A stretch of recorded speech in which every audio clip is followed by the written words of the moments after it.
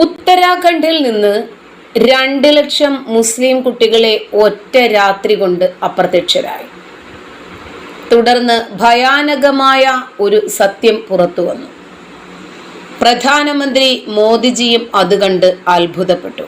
ന്യൂഡൽഹി: രാജ്യത്തെ മുസ്ലിങ്ങൾക്കിടയിൽ അസ്വസ്ഥതയുടെയും അരക്ഷിതാവസ്ഥയുടെയും വികാരമുണ്ടെന്ന് മുൻ ഉപരാഷ്ട്രപതി ഹമീദ് അൻസാരി പറഞ്ഞിരുന്നല്ലോ.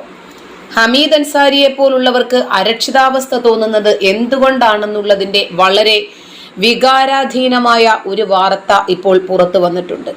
ഉത്തരാഖണ്ഡിലെ മദ്രസയിൽ പഠിക്കുന്ന 2 ലക്ഷത്തോളം മുസ്ലിം കുട്ടികൾ ഒറ്റ രാത്രി കൊണ്ട് അപ്രത്യക്ഷരായതായി ഒരു റിപ്പോർട്ടുണ്ട്.